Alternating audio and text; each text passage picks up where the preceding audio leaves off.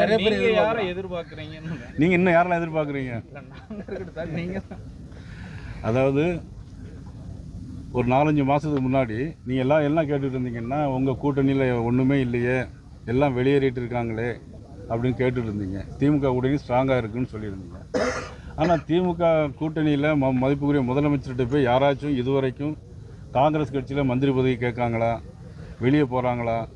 ஏன் மதிப்புக்குரிய சகோதரி கனிமொழி டெல்லியில் ராகுல் காந்தி சந்தித்து பேசணும், நீங்கள் தான் கூட்டணியில் இருக்கீங்களே, என்ன உங்களுக்குள்ள என்ன பிரச்சனை அப்படின்னு நீங்கள் மீடியா ஊடகங்கள் யாரும் நீங்கள் கேட்குறதே இல்லை. ஊடக நண்பரை போட்டு அடித்தா கூட அதை பற்றி நீங்கள் பெருசும் படுத்துறதும் இல்லை. அது ஏன் அப்படிங்கிறதும் எனக்கு தெரியலை. அவர் செல்வ பெருந்தகை இவர் வெளிப்படையாக தானே கனிமொழி போய் சந்திச்சாங்க. திரு இபிஎஸ் மாதிரி எதுவும் ரகசியமாக போய் சந்திக்கலையே அப்படின்னு விமர்சிக்கிறார். இது ரகசியமாக வேறு நாட்டுக்கு கேடுபட்ட விஷயம் ஒன்றும் இல்லையே, எல்லாம் நல்ல விஷயங்களை தானே சந்தித்து பேசுகிறாங்க.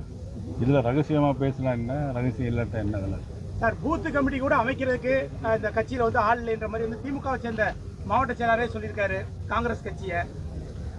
அதுதான் நான் சொல்கிறேன், அதை நீங்கள் கேட்க மாட்டேங்கிறீங்க, எங்கள்கிட்ட தான் கேட்குறீங்க. நீங்கள் இதை யாராச்சும் முதலமைச்சர்கிட்ட போய் காங்கிரஸ் கட்சி பூத் கமிட்டியோட இல்லையே, அதை பற்றி நீங்கள் என்ன நினைக்கிறீங்க அப்படின்னு யாராவது கருத்து கேட்டிருக்கீங்களா? இது வரைக்கும் மீடியாவில் யாரும் கேட்கல. எங்களை தான் நிறைய கேள்வி கேட்குறீங்க நீங்கள். ஆனால் செல்வ பெருந்தகை என்ன பேசியிருக்காரு அதை பற்றியும் நீங்கள் செல்வ பெருந்தகிட்டையும் கேட்குறதில்ல. ஆனால் எங்கள்கிட்ட மட்டும் கேள்வி கேட்டுகிட்டே இருக்கீங்க. என்ன விஷயங்கிறது எங்களுக்கு தெரியல. ஆனால் இந்த 5 வருஷமும் எவ்வளவு பிரச்சனை நடக்குது. இன்றைக்கி கூட நேற்று இரவில் ஒரு காவல்துறை பெண்மணி ரோந்து போகும்போது கூட இருக்க போலீஸே பாலியல் வன்கொடுமை பண்ணியிருக்கார், முயற்சி பண்ணியிருக்கார். யாராவது பெருசுப்படுத்துறீங்களா? இல்லை. சரி, பழைய ஓய்வூதிய திட்டத்தை 5 வருஷமாக நீங்கள் செய்யலை, அடுத்த விட ஆட்சியே இருக்காத, நீங்கள் எப்படி அதை ஒத்துக்கிட்டீங்க அப்படின்னு முதலமைச்சர்கிட்ட நீங்கள் கேட்டிருக்கீங்களா? எந்த டிவிலையும் கேட்குறதில்ல.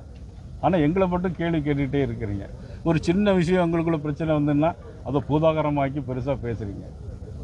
தமிழ்நாட்டில் இந்த பட்ஜெட்ல தமிழ்நாட்டுக்காக ஒரு திருக்குறள் கூட சொல்லலை அப்படின்னு சொல்லி முதல்வர் விமர்சனம் வச்சிருக்காரு. அதாவது பிரதம அமைச்சரை பொறுத்தவரை 23 மொழிகளில் திருக்குறளை மொழிபெயர்த்திருக்காரு. ஐநா சபைக்கு போனாலும் சரி, அயோத்திக்கு போனாலும் சரி, அல்லது எங்கே போனாலும் சரி, யாதும் ஊரே யாவரும் கேளியர் கல்யாண் பூங்குன்றனாருடைய இதை பேசுகிறாரு.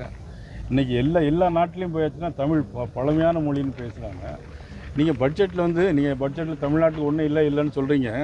ஆனால் தமிழ்நாடு பட்ஜெட் போடும்போது திருப்பரங்குன்றத்துக்கு அப்படின்னு ஏதாவது நிதி ஒதுக்குறாங்களா, அல்லது மதுரைக்குன்னு ஏதாவது நிதி ஒதுக்குறாங்களா? கிடையாது.